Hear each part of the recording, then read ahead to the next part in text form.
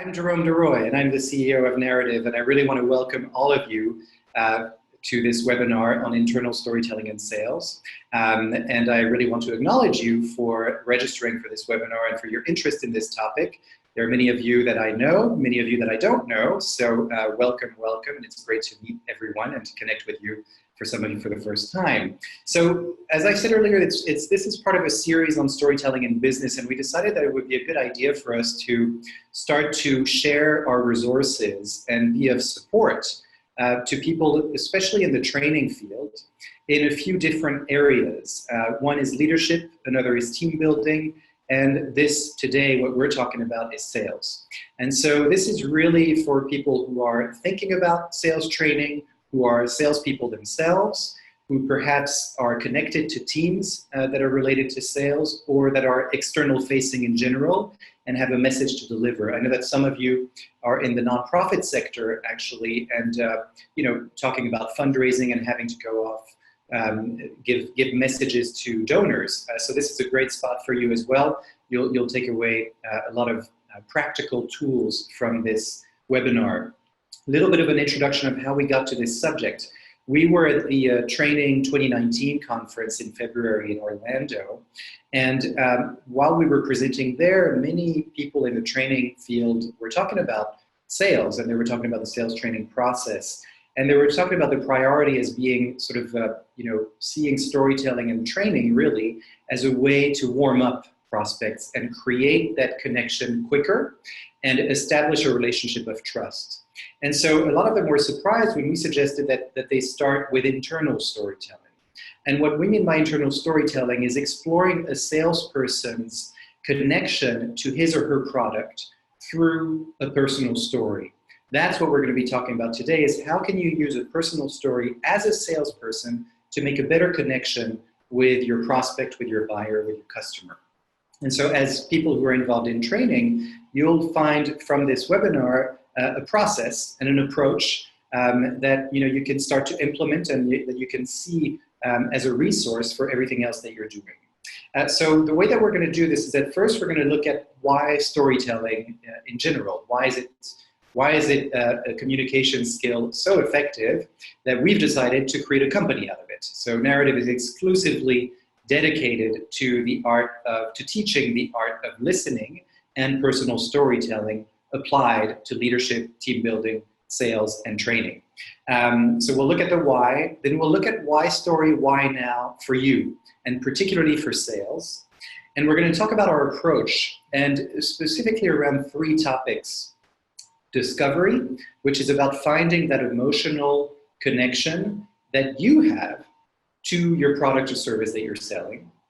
Listening is the second topic, which is really about confirming that your prospect or customer or buyer actually has the same emotional connection, or that your emotional connection matches their emotional connection. So that's where listening comes in. And finally, Agile Storytelling is the third point that we're going to be talking about and kind of emphasizing here. By Agile Storytelling, we mean that your story should be able to adapt to different audiences, and that once you've been able to identify your emotional theme of this product or service that you personally connect to, and that it matches your audiences, then you look at that audience, you tell that story, and then perhaps they might tell you a story, and then you start to adapt your story to the circumstance of that particular meeting. We're going to be doing this through basically a couple of different things.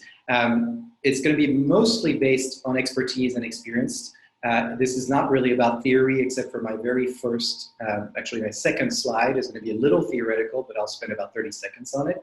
The rest is really going to be about experience, and not just my experience, but the experience of two other people who are salespeople in the field right now that I've worked with, that Narrative has worked with, and that we've done a training with over a year and a half now. We've kind of worked with them on the long term, and we recently interviewed them to measure the impact of this training on their process. So I'm going to introduce you to them, even though they're not in this webinar. I am going to be drawing on their responses to how we measure the impact of this training. So the first is Lydia in Bowden, and Lydia is currently at Wirecard.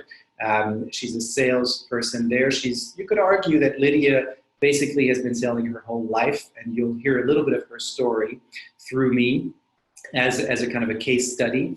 And so she really uses storytelling as a way to shorten that sales cycle and make that connection with her audience so that these labels of salesperson and customer are kind of broken down. At the end of the day, you're just having a conversation. Craig English, very similar motivation.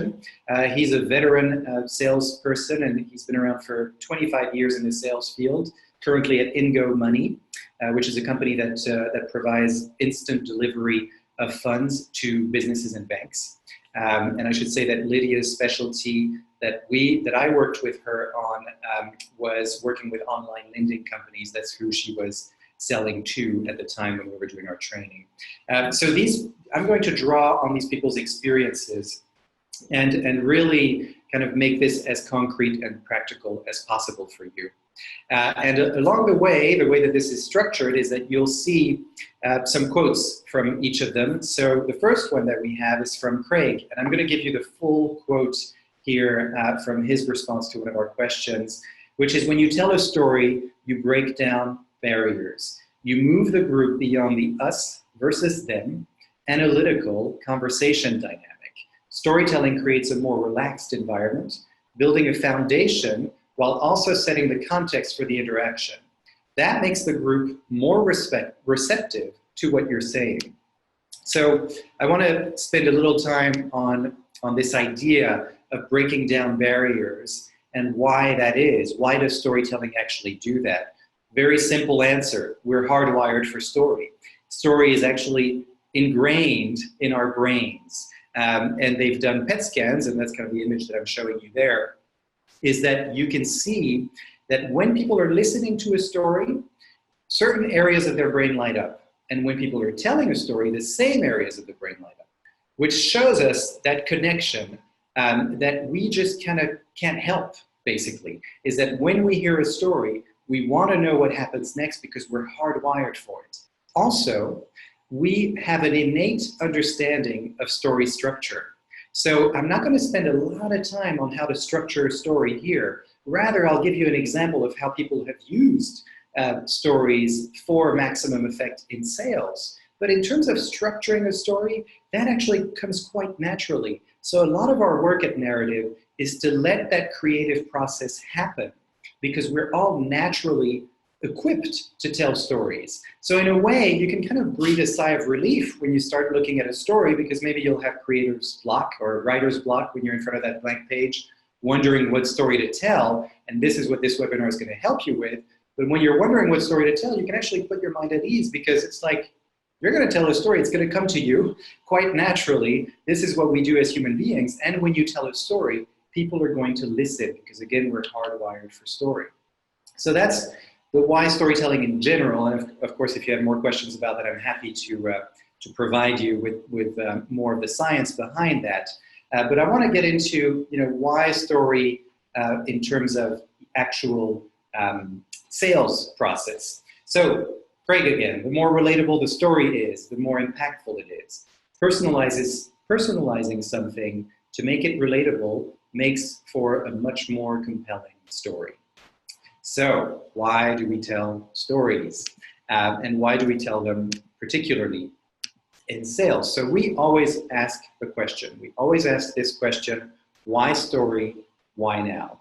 And for you, that's really the first step that I'd like you to take from this, is always ask yourself that question, no matter who your audience is. Do you need a story? If so, why and why now? So for us, again, in general terms, the reason we need a story is because a story transforms something that's abstract, that doesn't necessarily have a lot of emotional resonance, product features, product solutions, into something that connects to your audience and sort of shows your value proposition. It brings it to life. And that's really what a story does in our methodology and how we transfer it to people, what people do with that methodology. And ultimately, why we tell stories in sales is really to make ourselves more relatable, right? I mean, that's kind of Craig's point from his quote before that. So now I want to tell you another quote from Craig, which is, I want to be careful to not sound like that stereotypical sales guy who walks in and tells the same story. You have to be able to weigh when it's the right tool for the job. So that's, again, why story, why now? So he asks himself that question, even though now he has the tools to tell a story, and he knows that it's effective, and we'll talk about that impact in a little bit. But even though he's got all that information, he still has to ask himself, is the story the right tool for me to use right now in this process? And I want to read you another quote from him. Every salesperson has to read their audience. I learned from the workshop that listeners need to be ready to listen. So you need to know when to use the storytelling tool or not, based on who your audience is. When you're with a bunch of tech guys and they just want to talk zeros and ones, it's probably not the best time to break out the story. But when you're building a relationship, the story is the best tool, right? So that's really, really important here in terms of how to think about the use of stories for yourself, right? So it's true. I mean, if you have to talk about numbers at the spreadsheet and you're in that process of the sales cycle, perhaps your story is not the most effective way to communicate at that point. But if you're at the beginning of that relationship, and I'm going back to what people told us at this training, right? We really want our prospects to be warmed up. We want our salespeople to be able to make a connection quickly and build a long-lasting, trusting relationship. The story is the best way to do that when you're building that relationship, as Craig said. That's perhaps the best moment for you to tell a story and kind of engage your audience in a different way. And what's going to happen is that audience is going to start telling you stories. So now you're in listening mode, and then you tell another story, and you tell another story, right? So it's a loop. Story begets story, and the listening is just as important as your ability to tell a story, because it's how you listen to that person that's going to give you the information that you need to be able to tell a story that's relevant to them. So let's summarize here. Why story? Why now? Emotional resonance. Of course, we do storytelling as a way of bringing up an emotion. That's what stories do. Empathy as well, understanding someone's circumstances. When you tell a story, someone is better able to understand who you are as opposed to your label of salesperson. And also they're able to understand specifically what your connection is to the product, but more importantly, what their connection to the product is. How is this product or service going to help me, your customer, your buyer, your prospect? That's really going to be your North Star, where you're going to be heading. So emotional resonance, empathy, and specificity. Another thing about specificity that I want to highlight here is that stories have to be specific, naturally, right? The story is specific. It's about something that happened. It's about something that I'd be able to see, hear, touch, taste, smell, right? So it's external. It's outside of us. It's not something that's happening internally. It's something that has happened. So it's very empirical in that way. Stories are very evidence-based in that way as well. So the more you tell stories, the more specific you're going to become in your delivery of your value proposition. So to me, this training that we offer and this expertise that we offer in storytelling is just as much about learning to tell a great story as it is about learning about the storytelling principles that you can apply to various ways of communicating with people. And one of those principles is specificity, right? So really paying attention to what kinds of details you're going to tell in your story. So that's our why story, why now in general. I'm curious, this would be a good time for you guys to go to your chat box at the bottom of your screen and just think for a second. I'll continue the presentation, but I'd love to read a few thoughts around your why story, why now. Why do you think you need a story at this particular moment in time, or why now? Or perhaps, and why now? And perhaps there's a moment that you're thinking about that's going to happen next week, and you'd like to have a story for that. But I'm curious, for the benefit also of all other attendees, why are people thinking about story at the moment? Why would you like to have a story, and why now? So think about that. I'm going to continue on with the presentation. Use the chat box to put in a few words in there, and then I'll come back to that to talk about that more specifically. So as we go along and as you write in the chat box, your why story, why now. And remember, you're really doing this for yourself. So that's the first step in our method, is to really think about, do I need a story? Why do I need a story? And why do I need it now? So think about that for a little bit, and I'm going to move on to the next thing here. So get rid of your PowerPoints. I love this. I can't tell you how many times I have heard people talk about death by PowerPoint, and really bringing us in for that very reason, is that people are so attached and anchored to their PowerPoint, which actually is, is not necessarily a bad thing. I'm not against PowerPoint. I'm using it right now. But the PowerPoint has to support your story, not the other way around, right? So the PowerPoint cannot take over the story. The story has to be the thing that drives you. And so for Lydia, she hardly uses PowerPoint. She's happy to get rid of it. And her full quote is this: get rid of your PowerPoint. Use stories to connect like it's not a formal meeting. You don't want your clients to feel like they have to work for a conversation with you, right? So really important to think about that. You don't want people to work in order to follow you, right? And that's the great thing about storytelling, is that it helps people actually move along, right? So that's something that I really want you to think about. I want to talk a little bit about now the approach in particular, and I'm going to use Lydia as an example of finding the story, what we call the discovery, right? So I alluded to this a little bit earlier in the webinar, but I want to reinforce this point because it's really kind of the most basic thing we can think about when we start to think about what story am I going to tell. And so first of all, we start, well, who's it for? Why am I telling it? And why now? And then, okay, so I've established that I do want to tell a story. I do have a reason to tell a story, and I have a reason to tell it to this particular person and right now. So then next step is to identify that emotional theme of your product or service. And we've worked with enough companies now that I've seen many, many different themes. And whether it's a highly technical, feature-oriented, technology-oriented, whatever you want, data-oriented, the driest possible product or service in terms of features that you can think of, it actually has an emotional theme. It never fails. There's always something human and emotional that this product or service fulfills. And so we asked the question when we were working with Lydia, and okay, so she came up with a particular theme, which was fear of not providing for her family, right? So to give you a little bit of background, at that time, Lydia was working with online lending companies.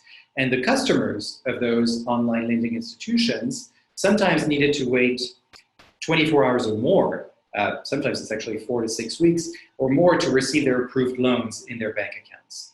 So for example, for a single mother, this is what Lydia told us, some of these online lending companies have clients who are single moms. And so for a single mother who gets approved on a Friday night, she gets a message from the lending company, congratulations, you've got your funds. She breathes a sigh of relief, but then she gets a notification that it'll only get there the next business day, which means Monday. And for a single mother who needs to provide for her family, at that moment in time for the weekend, just to get through the weekend, after working really, really hard, she actually doesn't get those funds. So now what does that do in terms of customer loyalty? What does that do in terms of the customer experience? Terribly negative, right? Even though she got approved, she didn't get her funds instantly.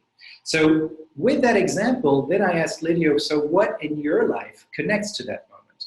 And she said, well, actually, I've been there. I have faced such a fear at one point in my life. I'm not there anymore, but I'm able to bring myself back.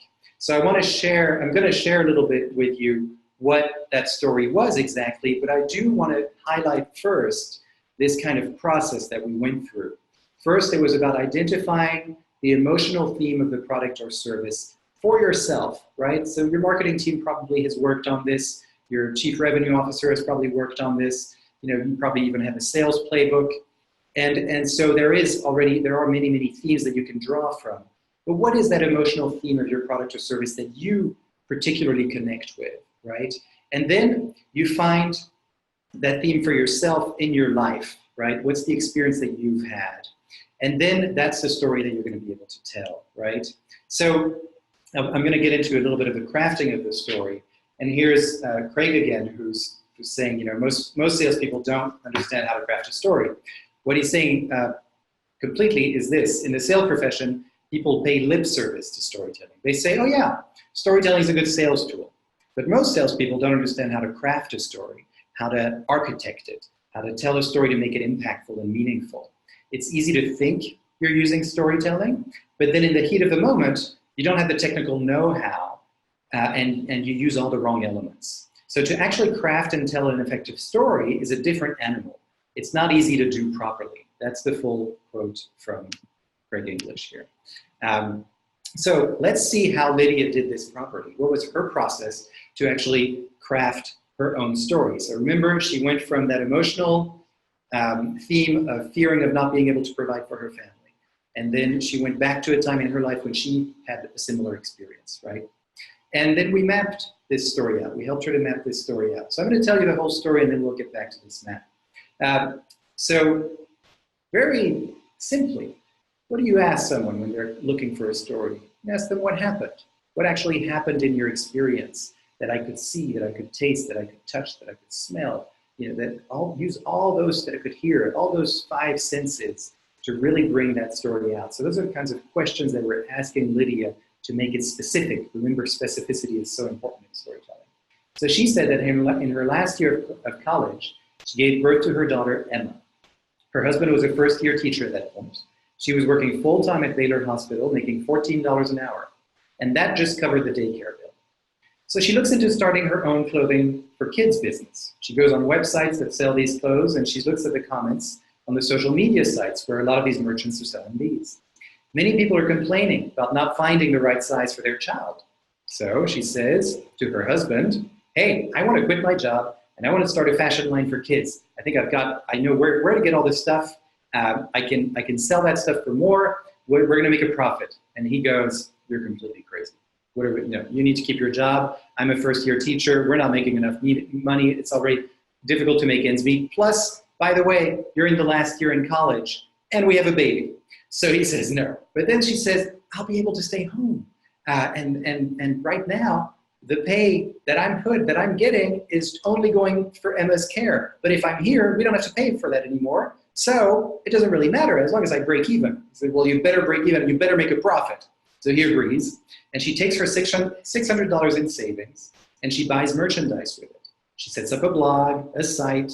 She starts selling via social media websites, and she receives her first payment for merchandise sold. She actually recovers her $600. Now, how does she get the money? She's getting paid through PayPal at that time. So she breathes a sigh of relief because there was no more money in the bank, and she knew that her husband was coming back from work and would look at the bank account. And so she says, okay, we're low on diapers. There's almost nothing in the fridge, but I'm going to be okay. It's a Friday night. And PayPal gives her a notification saying, these funds are not going to be available to you until the next business day, which is Monday. So she can't actually get the money. Her husband comes home. Now they have to go to the grocery store, use his small paycheck to go to the grocery store. And they have to bring Emma with her because they don't have that care anymore.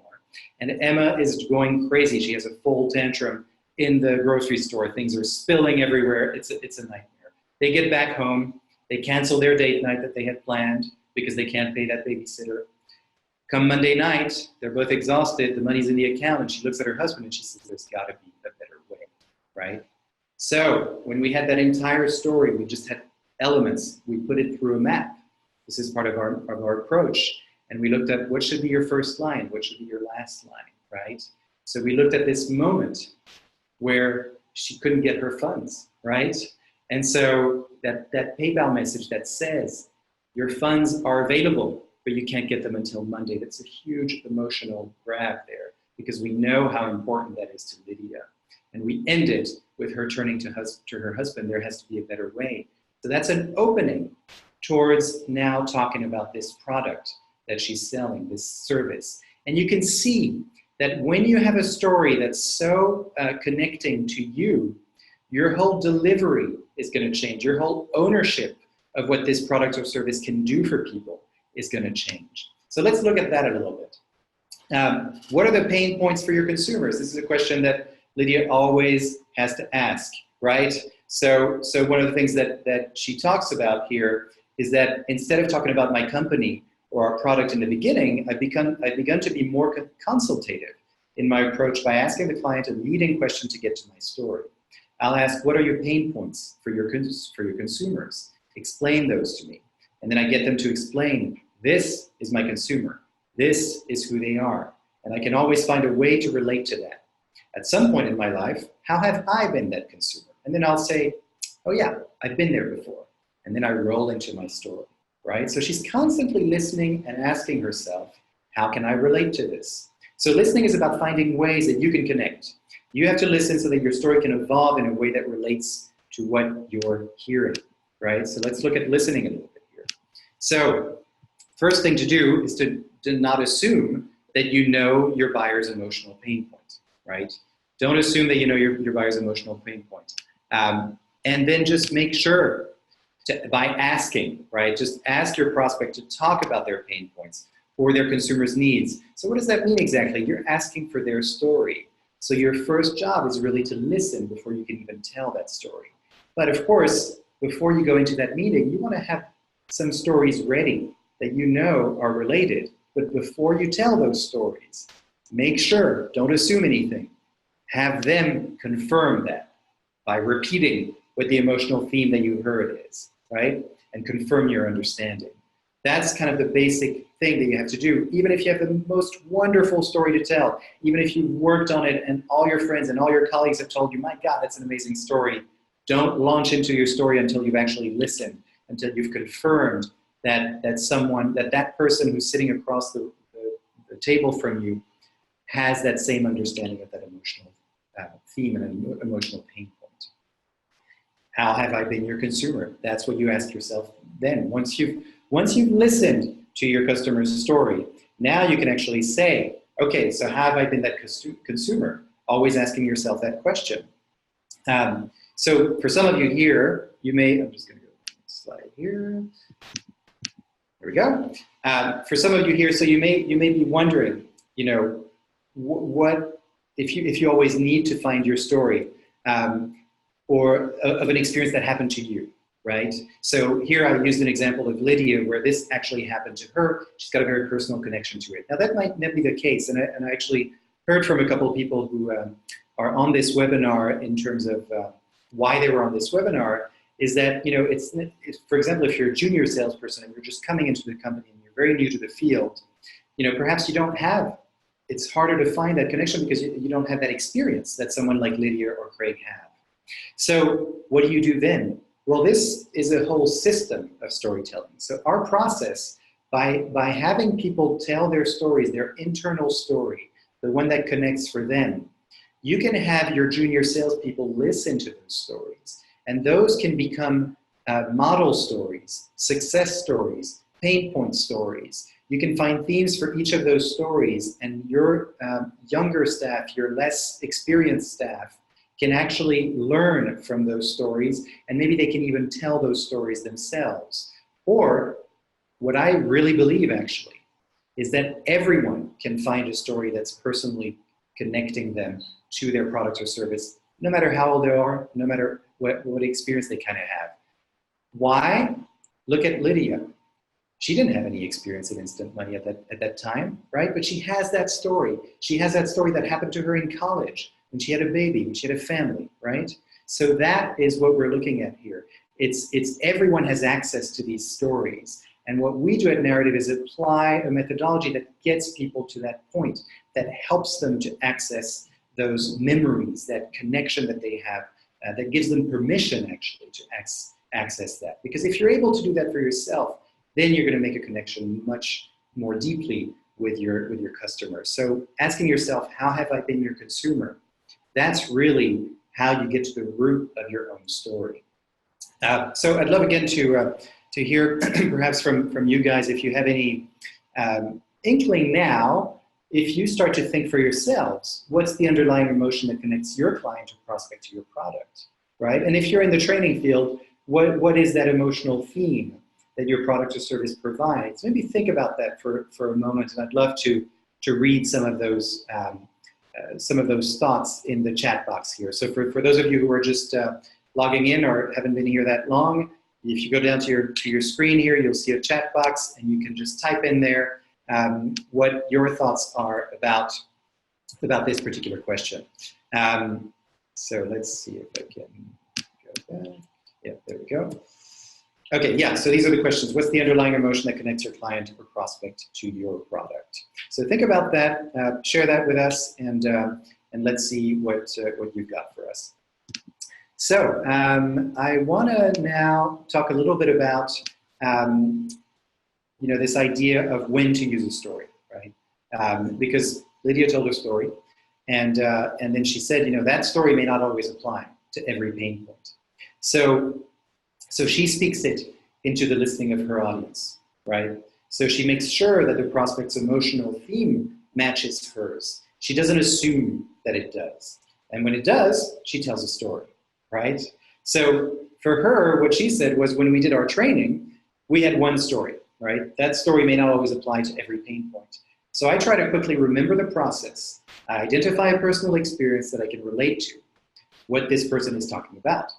And then I build my arc super quick to turn around something on the fly. And I focus on finding those details to recall them quickly and keep my story short. So I want to talk a little bit about this idea of doing something on the fly, right? You're only able to do something on the fly if you've been trained extensively before. It's like those jazz musicians. We were at a conference in New Orleans on performance improvement a couple of days ago. Went to see a great jazz band. And they're improvising, they're doing their thing, but you know that they've spent hours, years and years and years on their craft, practicing to get to that point where they can actually improvise and create something in the moment. So that ability to map it out super quickly, get that arc down, is only coming from a place where you've been trained and you've practiced and practiced and practiced. That's how Lydia can actually do that at this point, right? So let's go through some of this idea of agile storytelling. And I want to repeat a little bit what she said here. Remember the process in the moment. So what's the process? Listen.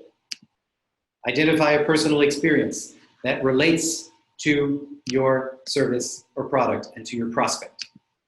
Map it out. And focus on the details that matter for this listener. That's how you get your story to be short, right? So once you know the storytelling tools and principles, and you know the story that you're going to tell, now you're in front of an audience, and you're in front of your listener, and you want to connect with that listener. So what are the things that you don't need for your story, and what are the things that you do need based on what you heard, right? It starts with listening. So that's what we mean by agile storytelling, is that you may have worked on one particular story, but with the storytelling principles and with practice, you can start to apply that to many, many stories and start generating more stories for different audiences. Craig English, that we've talked about here, he had a story that was about 5 minutes long. And he used that very successfully in a sales meeting. And he noticed that people were really with him, and it got him quickly through the sales cycle. Instead of having 2 or 3 more meetings with people, he went straight to the C-suite. And he really attributes that to that story. So getting quickly to the decision maker, because the audience felt that connection. Now, then he went to a conference and someone talked to him in the elevator, literally in the elevator. I didn't even make this up. He had to do an elevator pitch. And so he thought of that story and he thought of reducing it to 30 seconds. But instead of telling it in that moment, he realized, I have to practice that. I have to practice those 30 seconds. And so he told the person, we should talk a little bit more. But what he did is that then he went back and he went through this process and he kind of took what that person told him, and then he figured out what his 30-second pitch could be based on a 5-minute story that he had created. So just because it worked once or twice or 3 times in a particular setting with a particular client doesn't mean that it's always going to be the right story for that right audience, for that particular audience. So that really goes back to asking that very essential question of why story, why now? Why am I telling a story to you in particular right now? What is it going to achieve? What am I trying to achieve? How am I connecting with you? So back to Craig here. I use stories to differentiate myself from the typical sales guy. What he means by that is the typical sales guy who's just there to close the deal. get the money, and move on. So with a story, I can change the perception of Craig English, the salesperson, versus the typical sales guy giving a dog and pony show. Storytelling adds that human component, right? So this is really now going into the net benefits for you of thinking about storytelling and whether to use it, and even getting trained in it. So making the value proposition relatable and personalized, right? Very, very important to think about it this way. Then you have a competitive advantage for smaller or newer businesses, for example, which was the case with Ingo Money that we've worked with extensively. So they feel like this gives them an edge against larger, more established companies, right? And then we've also worked with larger, more established companies like Prudential and Cigna. And for them, it's really that edge that they're talking about is distinguishing themselves from the other competitors, from the other Prudentials, the other Cignas, right? That sort of personalization and relatability is what's going to make that audience remember it. I remember working with Prudential on sales finals meetings, and they would go to these meetings and they'd have an hour and the whole team was there, and really the salesperson had about 5 minutes to make a strong point, and those are the kinds of stories that we worked on. And they would report back that people who saw them, who met with them, would meet with 4 or 5 teams all in a row. And so how do you remember when everybody's talking about the same thing? They were all talking about retirement services, right? Mutual funds. So how do you do that? What do you do? Most people were talking about statistics, numbers. What number do you need to get to in order to retire and how we're going to get you there? But actually, no one remembered that. People remembered the stories that those salespeople told in that room. And that idea of creating a memorable impression helps to create that relationship. It makes you also more trustworthy because now they feel that connection that you have with that service. It also shortens a long sales cycle. So I don't know exactly which fields you guys are in, but some fields have very long sales cycles. And so what they've reported here in a lot of companies that we've worked with is that these stories really help to shorten a long sales cycle and get to the right person, the right decision maker. That's a challenge that we see a lot, is how do we get to the C-suite? How do we break through those kinds of gatekeepers, right? And that's where storytelling can be very, very useful. So one of the other benefits that Lydia talks a lot about is I don't feel like I'm on a sales pitch. So she says, as a salesperson, no matter how many meetings I've been in, I always feel anxious and nervous going in. When I tell a story, that all goes away. I don't feel like I'm on a sales pitch. I get more comfortable because the dialogue is relaxed. It's not as formal. I don't think dialogue exists until you find a way to connect with a person. And the story is what gives you that connection. Storytelling bridges a gap in a historically automated process. Selling used to be door to door. Today we have Salesforce and other tools that make it easy to just dial for dollars and say the same script over and over again. So how do we remove ourselves from that automated process and make it human again, right? So that's twice now that we hear this word human. I know it sounds crazy because we're all human beings, but actually it's true that why do you need to get rid of your PowerPoint? Why do people die through PowerPoint presentations that are too long? It's because it doesn't have that human element. This is what we crave. We need that human element. Scripts are great to deliver that consistent message, but how do you make that script your own? How do you connect with it in a way that is then going to connect with your prospect and buyer? That's one of the benefits here of personal storytelling as we've seen it applied in these various fields. So creating dialogue, engagement, and connection with the C-suite and other decision makers, right? So again, getting to that right person more quickly. And then when you get to that right person, you've got that story to tell that's short and sweet and that's related to them because you've listened to them. Knowing when to introduce a story and how to use storytelling principles. This is one of the benefits of being trained in storytelling, right? Is that you start to develop this knowledge and this agility that we were talking about earlier of when to actually tell the story. And so sometimes, these people that we've worked with, they use the story at the very beginning so that it kind of creates an edge, it creates an engagement. But for others that they've worked with for a while, they'll introduce their story in the middle of the conversation after they've really extensively listened to that person and they've heard their story. And that brings me to effective listening, right? Because that's going to lead you to a sharper and more relevant story. So that's really kind of these important benefits. We're very outcome-oriented at Narrative, and we really do believe that storytelling has, can lead to really outstanding results, and at a very minimum, makes you memorable and relatable. And again, if you remember the very beginning of my presentation, where I said that we were hardwired for story, that's what happens. That's why we all say that as salespeople, we should be telling stories, but it's a very different thing to do it properly, to do it in a way that's very effective, right? And to move away from those PowerPoints and those scripts and figure out ways to make those your own. I know that some of you who are in training or marketing might be splitting your hairs or saying, I created all these materials and they need to follow them. Yes, that's true. That's your foundation. That's your basis. But you also need to help your people find that emotional connection. And they need to practice finding those experiences and crafting those stories that link up your products and services to your prospects. And what links them up is that emotional connection. And it starts with you. It starts with you, the trainer. It starts with you, the marketing person. It starts with you, the salesperson, right? Whoever you people who are on this call, it begins with you to actually take this on and to sort of shift people's mindset around so that they can actually start to see that their experiences are relevant to the sales process. And that way, you'll notice an entire change in their demeanor, actually. And many times, what I've noticed is that people have a story, and when they ask the question, why story, why now? They think, or as a result of listening to their prospect, they think, it's not the right time for my story. But the knowledge of having that story, that you've got it in your back pocket, you can pull it out at any time, that brings confidence. And that brings a whole different way of being in the moment, being very present, being confident in the moment, and also being able to just kind of relax into it, as Lydia said, right? That's the power of using these storytelling principles. It's the power of having the story that's your own and that you feel that you can tell.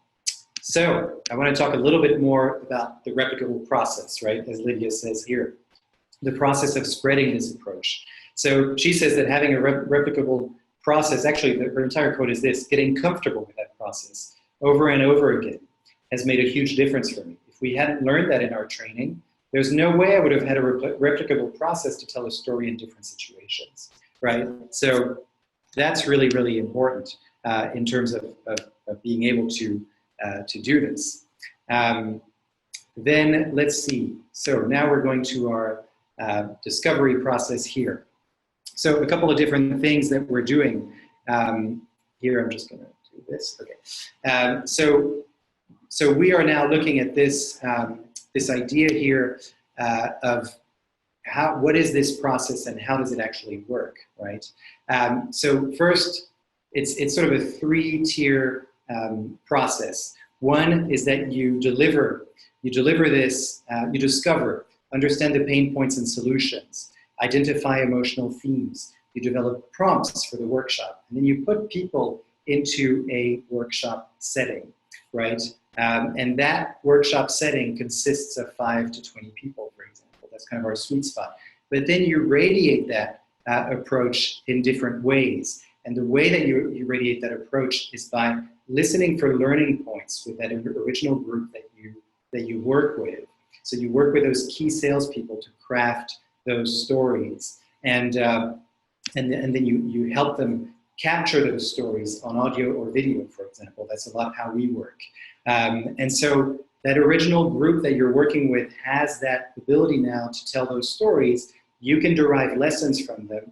You can put them in audio or video form, and now you can spread them. This is the delivery method, right? So you're combining learning points and stories.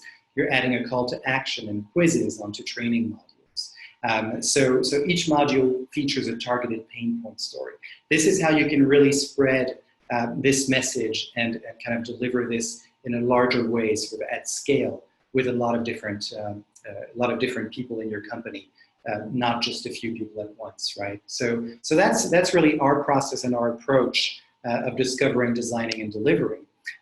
So to conclude this, as we're almost at time here, you can do a couple of things, and Sasha, my colleague here, has just put into the chat box here. Hopefully you can all see that. You can download the profiles of the two people that I was talking about here and that we drew from in terms of their experiences and expertise. You're going to find so much, so many insights, so many tips, so many principles just from their own experiences, the questions that we asked and their answers to that, that alone is really kind of a huge resource for you. And I'd really love to hear from you, your feedback and what you think of those profiles. So you'll get a profile of Craig English and Lydia and Bowden if you click on that link right now where it says download both full case studies. And then you can also set up a call with me to tell you a little bit about what these calls are. For me, I'm here as a resource for you. This is what these webinars are about. This is what this call is about as well. So it's an opportunity for you to have a little bit more of a personalized consultation with me. And you'd be surprised how much we can accomplish in 15 minutes. And really it's about me listening to you. I'll ask you a few questions about your process, but then it's really up to you how you want to use those 15 minutes. And really I encourage for you to really see me as a resource, as support, in helping you add value to processes that you have already, or helping you think of how to implement such an approach, such a process in your own company for your own sales teams. So that's where we are now. I don't know if there are any questions.